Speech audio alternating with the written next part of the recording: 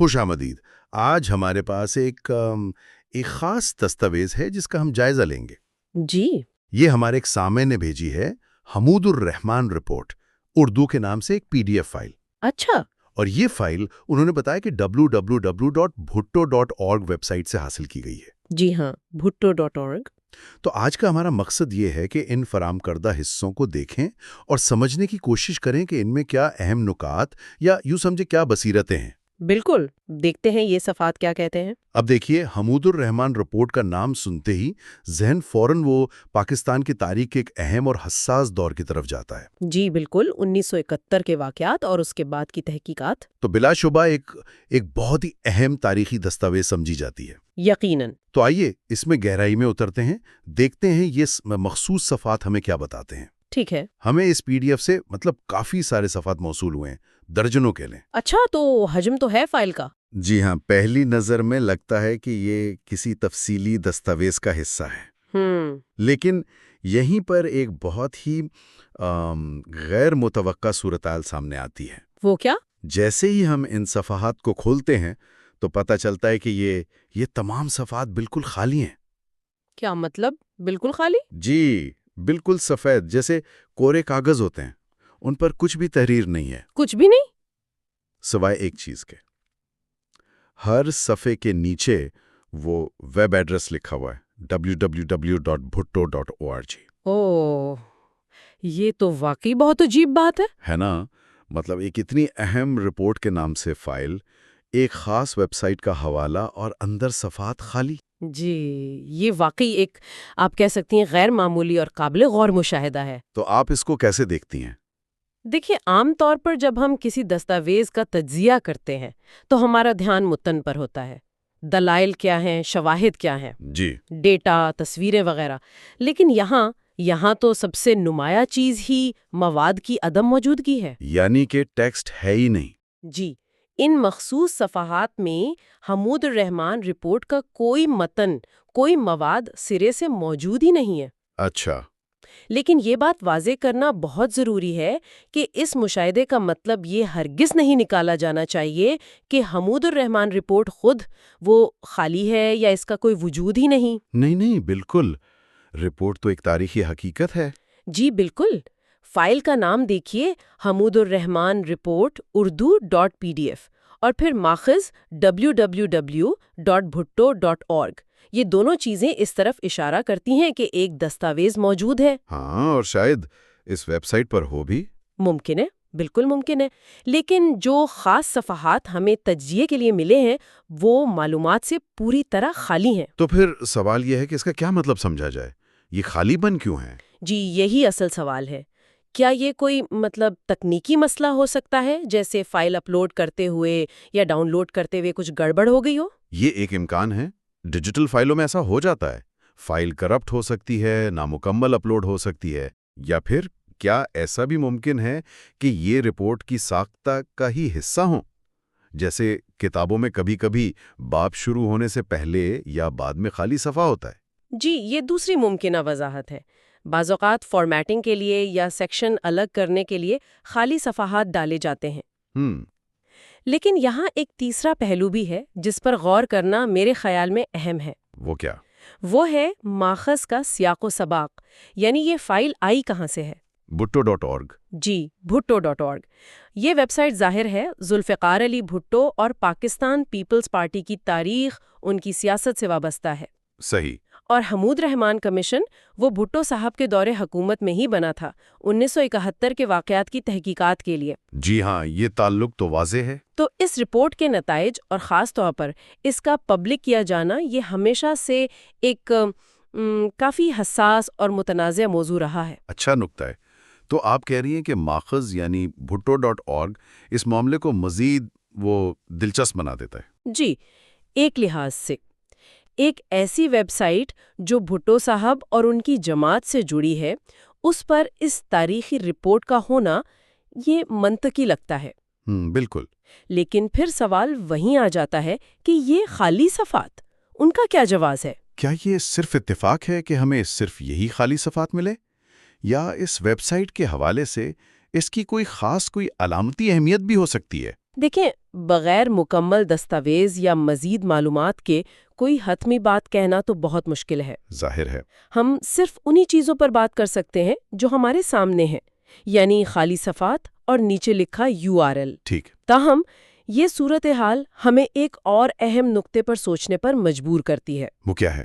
وہ ہے ڈیجیٹل دور میں تاریخی دستاویزات تک رسائی کے چیلنجز۔ اچھا، جیسے کہ کیا آن لائن جو مواد ہمیں ملتا ہے وہ ہمیشہ مکمل ہوتا ہے؟ کیا وہ اصل دستاویز کی بالکل صحیح عکاسی کرتا ہے؟ یہ تو اہم سوال ہے، خاص طور پر جب معاملہ ایسی حساس تاریخی دستاویزات کا ہو جیسے حمود الرحمن رپورٹ، تو ان کی دستیابی، ان کی مکملیت اور انہیں پیش کرنے کا انداز، یہ سب بہت معنی رکھتا ہے۔ تو یہ خالی صفحات، چاہے ان کی وجہ کچھ بھی ہو، تکنیکی خرابی ہو یا کچھ اور، جی، یہ ہمیں یاد دلاتے ہیں کہ ڈیجیٹل ذرائع کو استعمال کرتے وقت ہمیں محتاط رہنا چاہیے۔ بالکل، اور ان کی نوعیت کو سمجھنا ضروری ہے۔ یہ بالکل ویسا ہی ہے جیسے آپ کسی بہت پرانے نایاب مخطوطے کا ڈیجیٹل سکین دیکھ رہے ہوں جی، اور اس میں کچھ صفحات غائب ہوں یا پڑھے نہ جا سکے۔ ہاں، ایسا ہوتا ہے۔ تو آپ یہ تو نہیں جان پاتے کہ ان صفحات پر کیا لکھا تھا، لیکن وہ خلا، وہ گمشدگی خود آپ کو اس مخطوطے کی تاریخ کے بارے میں، اس کی حفاظت کے مسائل کے بارے میں، یا پھر اسے ڈیجیٹائز کرنے کے عمل کے بارے میں سوچنے پر اکساتی ہے۔ صحیح کہا۔ تو یہاں یہ خلا، یعنی یہ خالی صفحات، ہمیں مجبور کر رہے ہیں کہ ہم صرف مواد پر توجہ نہ دیں۔ کیونکہ وہ تو ہے ہی نہیں۔ ہاں، کیونکہ وہ تو ہے ہی نہیں، بلکہ مواد کی پیشکش اور اس کے سیاق و سباق، یعنی ماخذ پر بھی غور کریں۔ بالکل۔ کیا bhutto.org پر مکمل رپورٹ موجود ہے؟ کیا یہ خالی صفحات کسی بہت بڑے مجموعے کا ایک چھوٹا سا غیر اہم حصہ ہے؟ یا یہ اردو ترجمے کی کوئی خاص بات ہے؟ جی، یہ بھی ممکن ہے۔ یہ سارے سوالات اہم ہیں، لیکن ان کے جوابات ہمیں ان چند خالی صفحات سے نہیں مل سکتے۔ تو خلاصہ یہ نکلا کہ جو ذرائع ہمیں فراہم کیے گئے، ان سے حاصل ہونے والا کلیدی نقطہ یا مشاہدہ صرف اتنا ہے کہ حمود الرحمن رپورٹ کے نام سے منسوب اور bhutto.org سے حاصل کردہ یہ مخصوص PDF صفحات، ان میں کوئی متن نہیں ہے، جی، سوائے ویب سائٹ کے پتے کے۔ بالکل۔ یہ اپنے آپ میں ایک مشاہدہ ہے، اگرچہ یہ ہمیں رپورٹ کے اصل مواد کے بارے میں کچھ نہیں بتاتا۔ صحیح۔ در حقیقت یہ مشاہدہ ہمیں رپورٹ کے مواد سے ایک قدم پیچھے ہٹنے پر مجبور کرتا ہے، اور ماخذ اور اس کی پیشکش پر غور کرنے کی دعوت دیتا ہے۔ جی ہاں، یہ ہمیں یاد دلاتا ہے کہ جب ہم ذرائع کا تنقیدی جائزہ لیتے ہیں تو صرف موجود معلومات ہی نہیں دیکھتے، بلکہ جو نہیں ہے وہ بھی دیکھتے ہیں۔ بالکل۔ معلومات کی عدم موجودگی، اس کا فارمیٹ، اس کا ماخذ، یہ سب چیزیں اہمیت رکھتی ہیں۔ کیا یہ سوچا جا سکتا ہے کہ ان خالی صفحات کا کوئی خاص مقصد ہو، جیسے پڑھنے والے کو کسی نقطے کی طرف متوجہ کرنا؟ یا یہ کہ رپورٹ کا جو ورژن شائع ہوا تھا اس میں ہی یہ حصے خالی چھوڑے گئے تھے؟ یہ سب قیاس آرائیاں ہیں۔ جی، قیاس آرائیوں سے تو بچنا چاہیے، لیکن یہ سوال اٹھانا کہ ایسا کیوں ہے، یہ تحقیق کا ایک لازمی حصہ ہے۔ مثال کے طور پر، اگر ہم صرف بحث کی خاطر یہ فرض کر لیں کہ یہ جان بوجھ کر کیا گیا، تو اس کا کیا مطلب ہو سکتا ہے؟ کیا یہ کسی قسم کی سینسرشپ ہے؟ یا نامکمل ہونے کا ایک طرح سے اعتراف؟ یا محض تکنیکی لاپرواہی؟ دیکھیں، ہمارے پاس ان صفحات کی بنیاد پر ان میں سے کسی بھی نظریے کو سچ یا جھوٹ ثابت کرنے کا کوئی ذریعہ نہیں ہے۔ صحیح۔ لیکن یہ صورتحال تحقیق کرنے والے کے لیے ایک سبق ضرور ہے۔ وہ کیسے؟ کہ جب آپ کو ایسا کوئی ماخذ ملے، عنوان بہت اہم، ویب سائٹ بھی متعلقہ، لیکن مواد غائب، تو آپ کیا کرتے ہیں؟ مزید تحقیق کرتے ہیں۔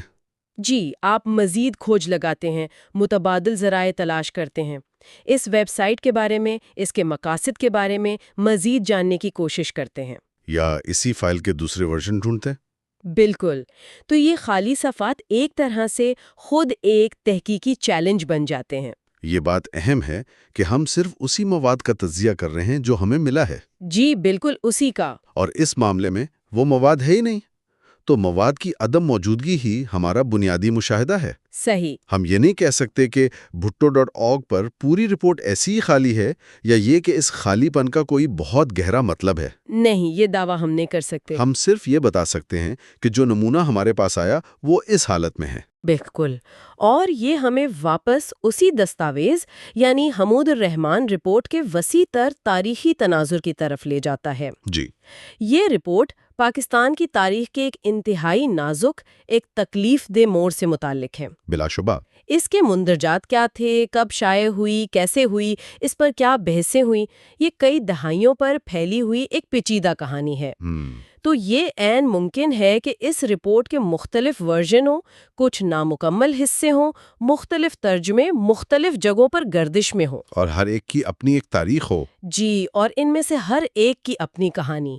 تو یہ خالی صفحات بھی شاید انجانے میں ہی اس پیچیدہ تاریخ کا ایک ننھا سا حصہ بن گئے ہیں۔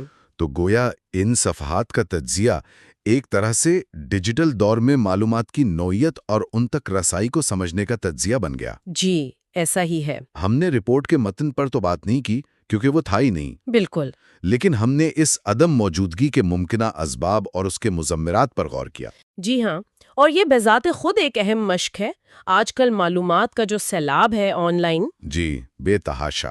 اس میں یہ پہچاننا کہ کب معلومات نامکمل ہے، کب ماخذ مشکوک ہو سکتا ہے، کب اس پر سوال اٹھانے کی ضرورت ہے، اور کب کچھ نہ ہونا بھی ایک قابل غور بات ہو سکتی ہے، یہ سب تنقیدی سوچ کی مہارتیں ہیں۔ جی، یہ بہت اہم تنقیدی مہارتیں ہیں۔ چلے اب اس گفتگو کو سمیٹتے ہیں۔